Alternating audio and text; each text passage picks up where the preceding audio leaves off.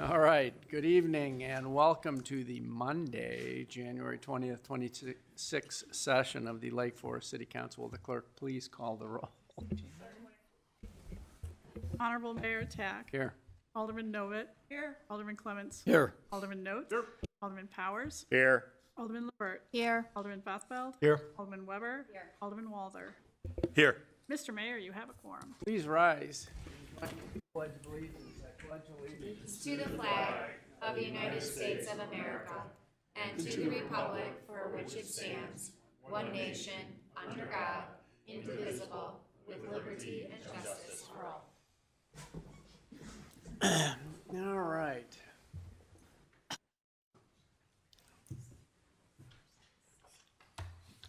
There's apparently a slide that's going to go up. The first item is comments by mayor. Ah, there it is. All right. So I draw your attention to the graphics we have above concerning parking. As you all may be aware, we're going to initiate our new parking program. And some points that we'd like to make about this is the goal of this is to improve parking in the central business district. This has been a priority for some time, and I think we're finally moving in that direction. Last September, the city began evaluating how parking functions across the CBD with input from businesses, residents, employees, and visitors. The goal has always been to create a simpler, more customer-friendly parking system that supports local business and improves access to popular destinations. February, the City Council approved an updated approach to parking regulations and technology. So starting May 1st, the city is rolling out a more consistent parking zones, across the central business district. With that in place, regular parking enforcement will resume to help keep spaces available and maintain turnover. Most of the parking will, as you can see from the graphic, will be 90 minutes. There will be some areas with quick stop spaces and high demand areas. There'll also be several parking lots that allow up to 3 hours of free parking. For commuters and employees who stay longer than 3 hours, there are hang tag permits that are being replaced with a digital permit system. The police department will use license plate readers to track parking time, and vehicles over the time limit may receive a ticket. We're going to try and work that in somewhat slowly, but don't push your luck. We encourage everyone to review the new parking zones before May 1st, and there will be an interactive parking map with more information available at cityoflakeforest.com/CBD parking. Very good. The next item that I would like to bring up, I'd like to ask Director Mike Thomas to come up and just give us a summary of all of the storm sewer performance issues, since we've had quite a bit of rain over the last 2 weeks, and we've put a fair amount of time and energy into that over the last few years. So how'd we do? You will be happy to hear that the summary involves we had absolutely no problems. We've had over 7 inches of rain this month here in Lake Forest. Last Friday evening we had over 2 inches. We had 5 calls Friday night. Basically they're all on Green Bay Road and Western. Basins that were covered up with leaves and debris. We had a plugged storm sewer near West Park. But Old Elm, Forest Hill, Ahwahnee, Hackberry Farm, Deer Path 41, Burr Oak, absolutely no problems. All of them have worked as planned. So we're very happy to report that it works. Because if it doesn't, we'd be in trouble. Just yes. top of mind, can you just sort of remind us how much money we put into storm sewer improvements in the, let's say, the last 6? I'd say in excess of 20 million. When we add in ravines, it's probably in excess of 25. So, and that includes Deer Path 41. If we add Deer Path 41, it's probably closer to 30.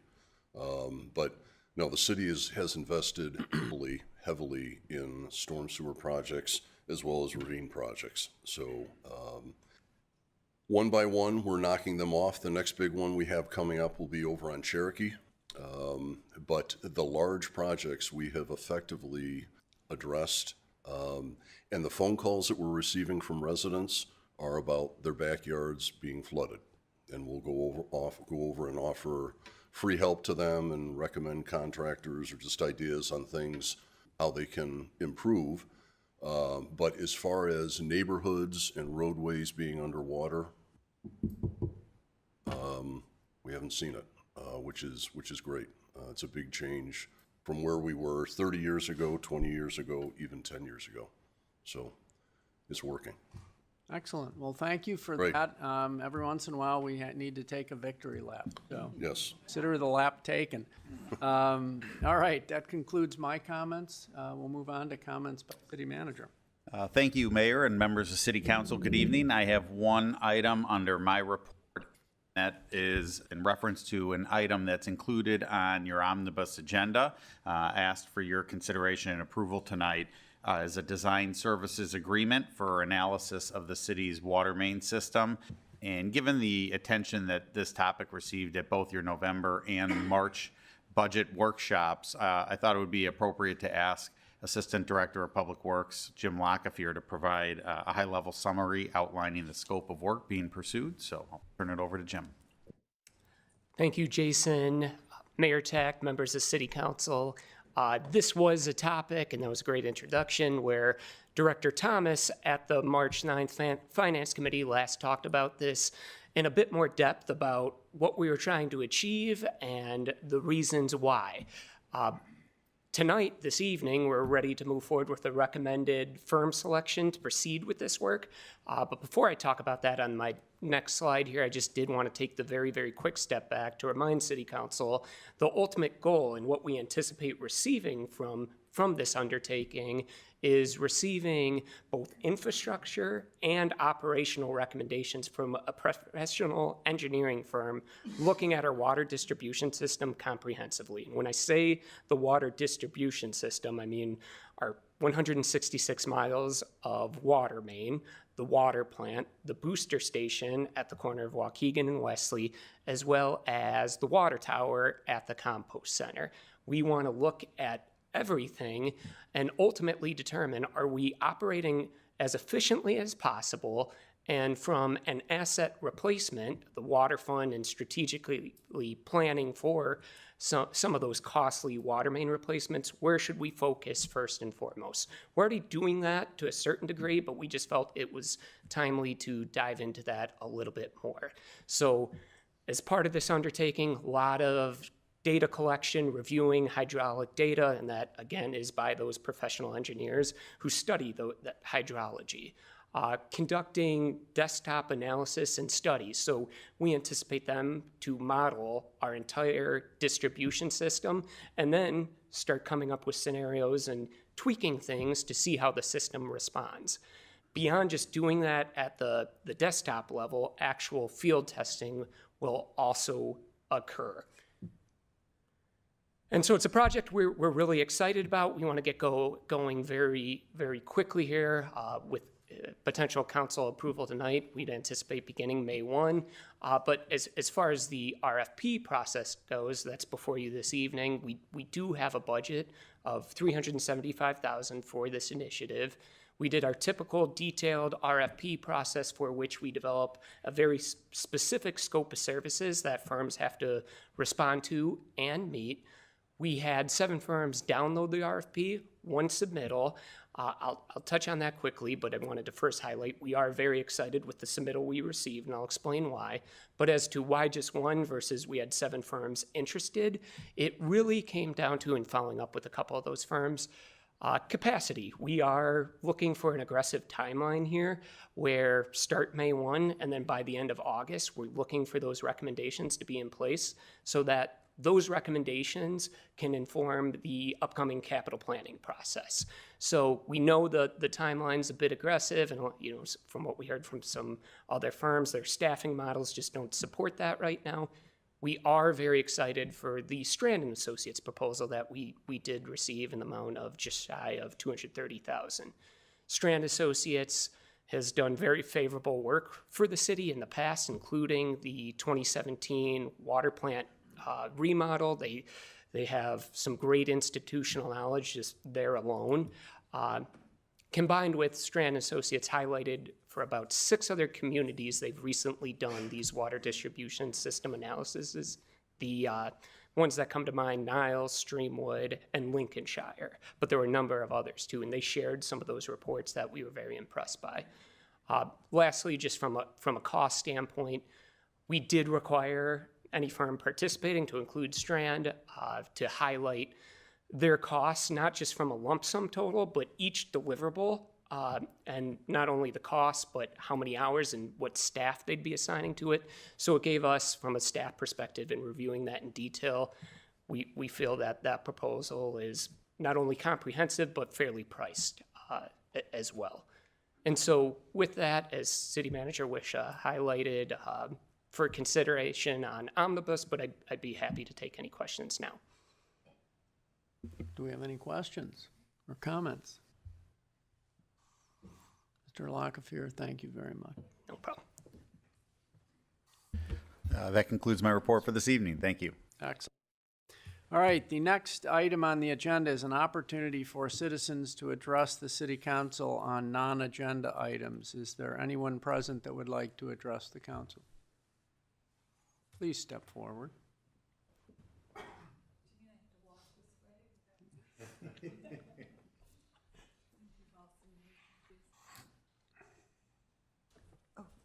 actually have a paper to remind myself.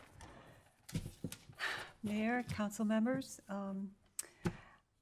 you probably are already aware of House Bill 1429 that affects all of the public spaces throughout the state of Illinois.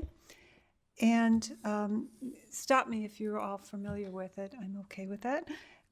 We cannot move or relocate homeless for 7 days. We have to give them 7 days notice. And we're all for the homeless. None of us wants to see anybody suffer. And it involves the homeless who have life-sustaining life-sustaining issues, including but not limited to sleeping in public spaces and just lying down in public spaces. And again, they can only be removed after 7 days notice to them.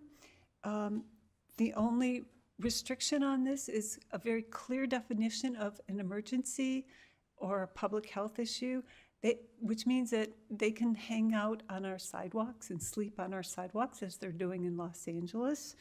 And we can't move them except for giving them 7 days notice. We can't even remove them, as I believe we already do, to shelters until the 7 days expire. There's a lot of other things that are concerning, but one of the most concerning is a Home Rule Act may not enact rules or regulations inconsistent with this whole new proposed law. And if you haven't read even the summary yet, I encourage you to do that. I'm still going through the details. It's been in committee several times and it just got kicked back, but only Rule 3, there are 3 total rules. So that's my not so happy news. And again, it's not that we don't want to help homeless, we do because of how we handle it, but these will impact every single public space you can imagine. And we've all seen photos of Los Angeles right now. We've all seen photos, and if you haven't, I have some, of Chicago a few years ago when you couldn't even use a bus station. You could not, the kids couldn't play in the parks, all kinds of things. So needles everywhere. So I don't think we want this in our community, or we can have good amendments. So that's my not so poly report for the day, or non-item, right? And then off to the good things that I always like to highlight is thank you to Ellen for all of her great work on the Finance Committee and keeping us solvent. I keep seeing things about the city and the state, not our city, but Chicago and the state. And it's just so refreshing to know that we are in great hands. So I hope that continues after you leave. And thank you for all your time. The recycle, I want to say also a special thanks to the Recycling and Public Works and Sanitation for their kindness and multiple kindnesses last week too, and their efficiency in cleaning up the, or getting us through the line at the recycle. That's always fun. And then I love the new police app, which is amazing. And it's just so incredible because we can see everything, and that's important. Also, want to thank our police for their wonderful response. I received a call from a friend about a dog on the beach, and they had their family, and they had contacted, and of course the officers arrived and took care of it right away. So as always, they're doing a great job. And then I'm thrilled for the new changes in both the fire station and the new police station, because again, going back to a very badly run city, somebody took a hatchet to their Braves cars, and I don't want that to happen here. So the new settings will completely eliminate that possibility. No Brave should have to worry about their cars when they're running to an emergency. So that's great. And then let's see. I guess that's it. Whatever else I've forgotten, I'll do it next time. So thank you for your time. All right, thank you very much. Is there anybody else that would like to address the council at this time? Okay, seeing none, we will move on to the next item, which is committee reports. First report will be from the Civic Beautification Committee, presented by Chairman Weber. Thank you, Mayor Tack. Wanted to share with all of you, as I'm closing out my term as Civic Beautification Chair, I've had the honor and privilege to serve in that role for the last 6 years. And this committee, if you are not aware, is made up of 4 local garden clubs: the Junior Garden Club of Lake Forest, the Lake Forest Garden Club, Woodlands Garden Club, Deer Path Garden Club, as well as 1 member from the Lake Forest Preservation Foundation. So we have a fantastic group of individuals that meet and discuss all things horticulture and beautification of this beautiful city. Next slide, please.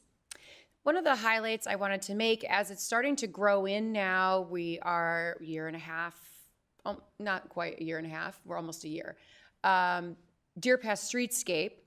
And now that we've got the planters planted for spring with pansies and such down the road, it's really been a wonderful setting for our community. So many people out walking, whether with dogs and strollers and children, but the Civic Beautification Committee had actually began that project going before my time with Alderman Beidler. The committee was first founded. So they've shared their knowledge on both trees and plantings, and we're thrilled with the results. This is the one I was thinking of. Thank you. Deer Path and 41 corridor. This particular project is filling in quite nicely.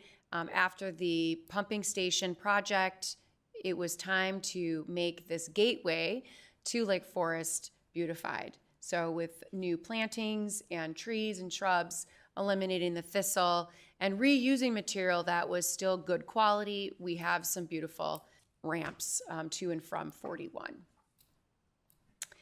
Also notably, right outside this building, as in conjunction with the Deer Path Streetscape, the committee worked to re-landscape in front of City Hall, preserving both the grassy area as well as some trees, benches, water fountain, and then removing some of the older, tired vegetation and replacing with new. So it looks nice and fresh and is a seamless look down Deer Path Streetscape. We also worked on a landscape project with Wesley Road Pump Station, again, just to kind of shadow that pump station a little bit with some increased vegetation. That area has a lot of natural grass lawn. And that's another thing we've talked over the years is, do we replace that with natural prairie or do we keep it as a mowed lawn? And the vote is people like the mowed lawn, so that's why it remains. Moving on, Gorton Community Center, the upper parking lot there across from Lake Forest Library, that is a project that will start to become beautified this spring, including fencing and vegetation. It's important for us to continue to uphold the high standards that we have in certain areas of town. We heard at our 4th Ward meeting that there are residents looking for enhanced beautification out in the west side. So I'm sure that the committee will take a look at that as they move forward with the new chair. And I believe lastly, highlighting Arbor Day, which is coming up this week. We have the tree planting ceremony on Friday at 10 a.m. Please join us at South Park along with Lake Forest College for planting. The arbor seedlings are available for free, and that's a wonderful tradition that our city continues as what I'd like to say, Tree City USA. And those are located at West Park, South Park, Northcroft, Everett School, and City Hall right behind us. They are replenished daily, and this year we have red maple and dogwood. And that is it for civic beautification. Any questions regarding what the committee is doing? Yes. Alderman. I just wanted to congratulate you on having such a productive term. The list is really impressive. You can see the beauty everywhere in town, and you guys are doing really great work. Thank you. Thank you. Other questions or comments for Alderman Weber? Okay, thank you very much. And we'll move on to the next item. And this item will be presented by Finance Committee Chairman Weber. We're going to get a lot of juice out of this orange tonight. Squeezing out the next 2 meetings.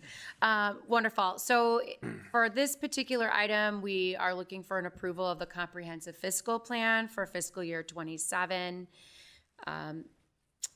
A little bit of background, but we have reviewed components of this comprehensive fiscal plan at several public meetings over the last 7 months. This includes annual operating and capital budget for fiscal year 27, but also incorporates other financial related aspects, including strategic plan, financial policies, our 5-year capital improvement program, 5-year financial forecasting, debt obligations, pay plan, and personnel. And so we are presenting it this evening for final approval, and it has, it's been provided to the City Council under your separate cover, so hopefully everyone had a chance to review that. I would like to turn it over to Director Skibby to comment on some of the minor changes that have been made since our March 9th meeting and the action in front of us. Thank you. All right, thank you, Chairman Weber.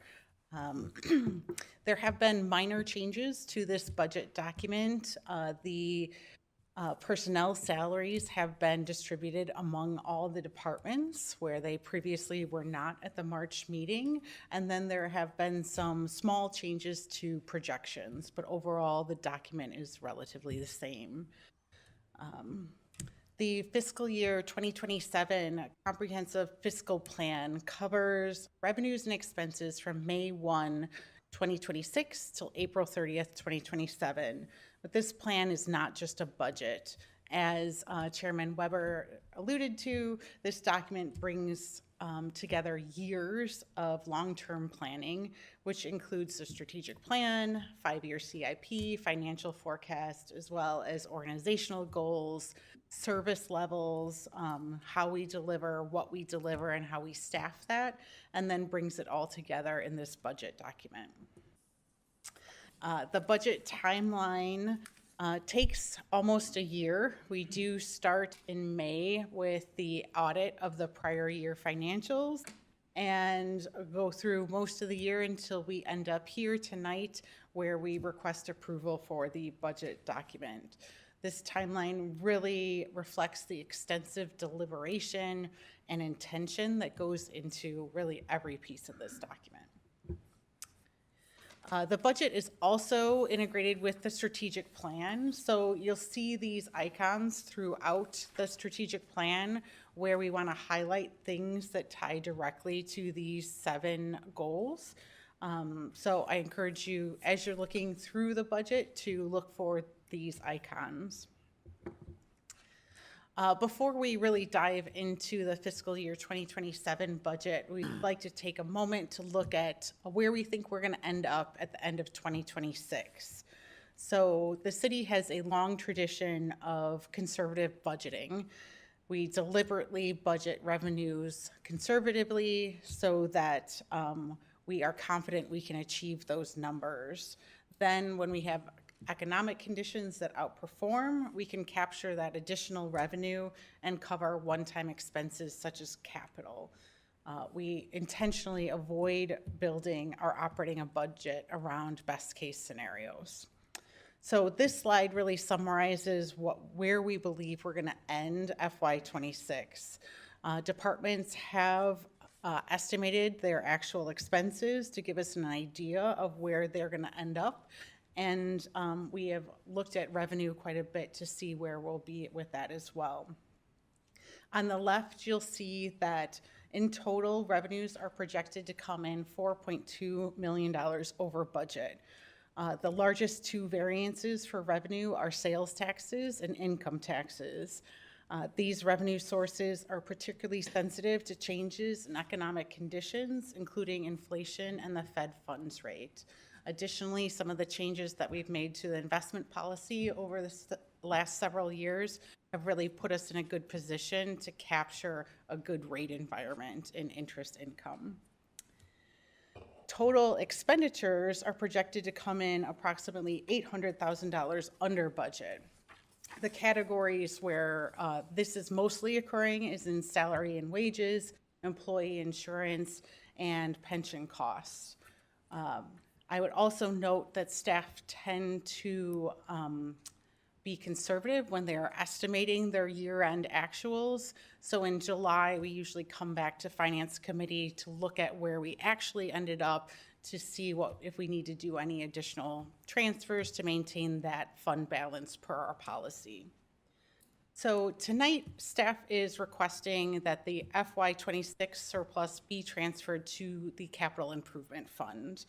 $2.64 million of that surplus will be allocated to the police station. So this transfer plus the $3.36 million transfer will equal the $6 million that we have previously committed to the police station project. That $6 million helped us lower our debt issuance or bond issuance, and then lower the effect on taxpayers. The remaining $2.36 million of the FY26 surplus will be allocated to future projects in the capital improvement plan to be determined by City Council at a later date.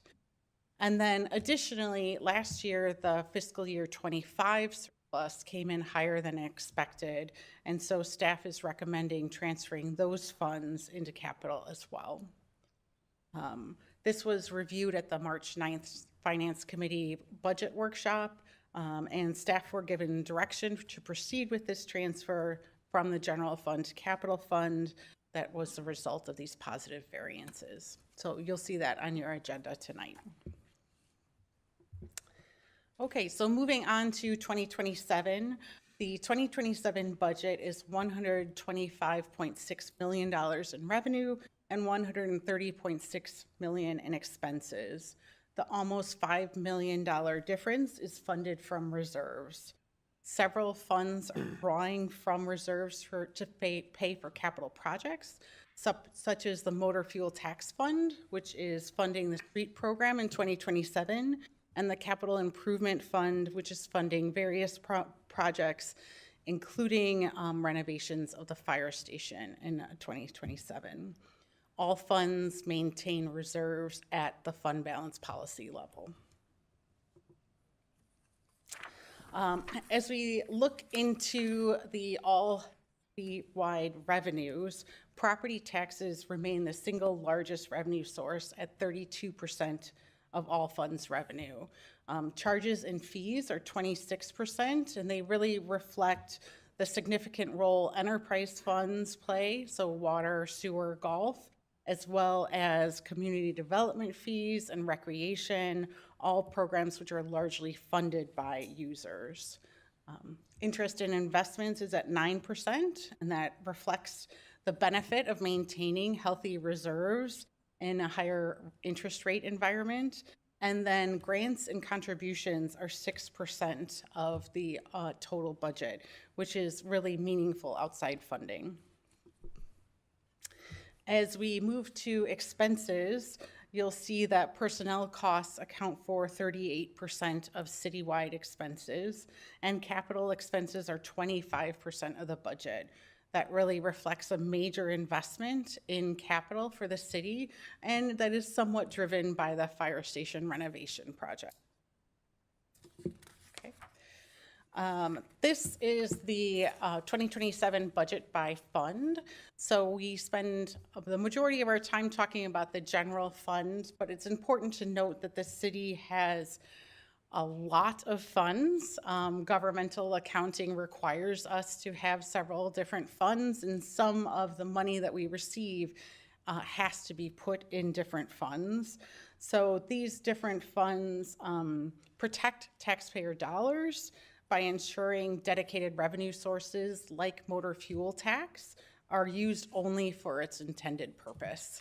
So this means that our finance staff and our finance committee must maintain oversight of a broad and sophisticated portfolio of funds, but just this slide gives you an idea of the breadth of the budget. And then as we move on to our largest fund, the general fund, fiscal year 2027 general fund revenue is $45.4 million. You'll notice that the allocation of property taxes significantly changes from citywide to the general fund. Here it is 54% versus the 32% previously. Property taxes are the city's most stable revenue, so the city is very intentional in allocating property taxes to our operating funds to ensure continuity of service and to cover operating costs. Other large pieces of the general fund is still charges for services. So still community development, some fire and police fees and things like that. For expenditures, the general fund expenditures total $45.4 million, representing a balanced budget. As our operating fund, personnel costs account for 74% of general fund expenses. This percent really reflects our labor-intensive work and is consistent with peer municipalities. Okay, long-term forecasting is included in the budget development process, and many of the primary funds have 5-year financial forecasts in the budget document. This chart shows the general fund revenue and operating expenses from fiscal year 2022 through the fiscal year 2027 budget. It does exclude one-time and capital items for ease of viewing and to make it more easier to understand. The dotted purple line shows the linear trend in revenues, and the dotted light blue line shows the linear trend in expenses. Also important to note, the dark blue line represents the city's fund balance. The fund balance policy in the general fund does call for 70% reserves, and at the end of the year, we use this amount to help us calculate the operating surplus to get to that 70% amount. The fiscal plan also includes the 5-year capital plan, which is reviewed in depth at the capital budget workshop in November. The 5-year CIP totals $78.3 million across 9 categories, which with nearly 13% covered by grants and outside funding. The city has really been very successful in winning grant funding, which helps offset the cost of projects and allows us to increase the number of projects that we do. The largest total over the next 5 years will be road and bridge improvements at $26 million, followed by facilities and water and sanitary sewer at about $15 to $16 million. The facilities amount is higher than usual due to the investment in the fire station. And then for fiscal year 2027, the total capital is $29.4 million. This slide summarizes some of the highlighted projects included in the fiscal plan. And with that, I'm happy to answer any questions. Are there any questions or comments for Director Skibby? Okay, at this time, can I offer the public opportunity to comment on this, if anybody would like to? Okay, seeing none, then we will move forward with a request to approve the comprehensive fiscal plan for fiscal year 2027. May I have a motion? So moved. Second. This will be a roll call vote. Alderman Notes, Aye. Alderman Powers, Aye. Alderman LaBert, Aye. Alderman Bothfeld, Aye. Alderman Weber, Aye. Alderman Walther, Aye. Alderman Novit, Aye. Alderman Clemmons. Aye. 8 yeas, 0 nay, motion carries. Back to you. Yes, so we also have the proposed revenues for fiscal year 27. I think we discussed that already.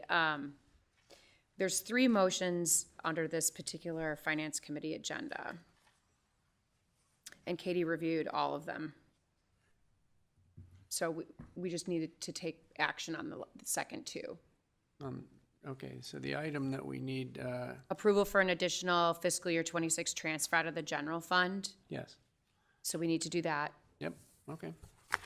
All right, this time I will ask for, well, Ari, would you like to present this item? I don't have much extra to say other than this is the transfer that we will be making from the general fund in the operating surplus from fiscal year 2026 and 2025. And this will go to the capital fund and as like I said, this will fund a portion of the police station, and then the additional funds will be available in the capital improvement fund for future capital projects. For the water distribution system analysis in the amount of $229,500 to include a 5% contingency for a grand total amount of $241,000. Item 7, approval of structural engineering services for the 2026 supplemental bridge inspections to Wisjani Elsner Associates Incorporated, and authorize the city manager to enter into an agreement in an amount not to exceed $59,800. Item 8, approval of construction inspection staffing assistance to Gwalt Hamilton Associates Incorporated, and authorize the city manager to execute an agreement in the amount not to exceed $42,750.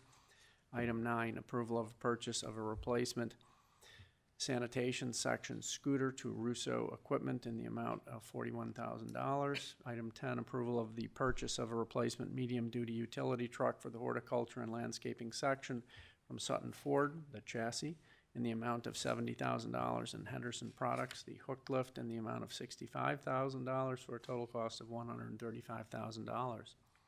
Item 11, approval of the purchase of a 2026 Transit 350 high roof cargo van for the fire department from Curry Motors in the amount of $62,000, and Redline Works outfitting in the amount of $35,000 for a total cost of $97,000.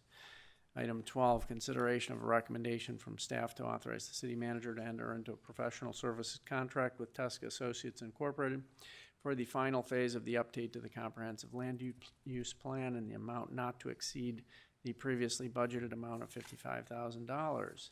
Are there any items that the council would like removed or taken separately?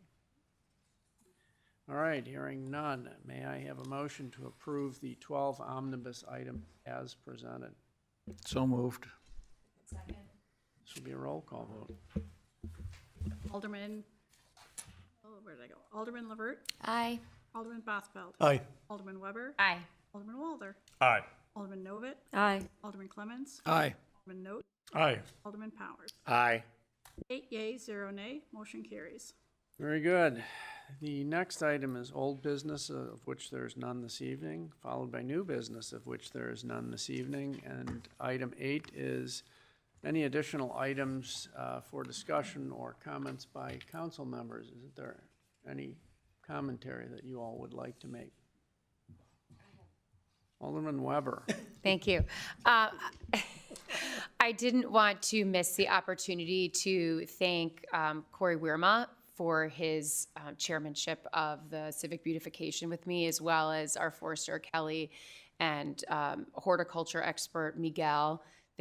All three of them have been wonderful to work with, and I apologize I didn't mention that earlier in my presentation, but thank you so much to the three of you.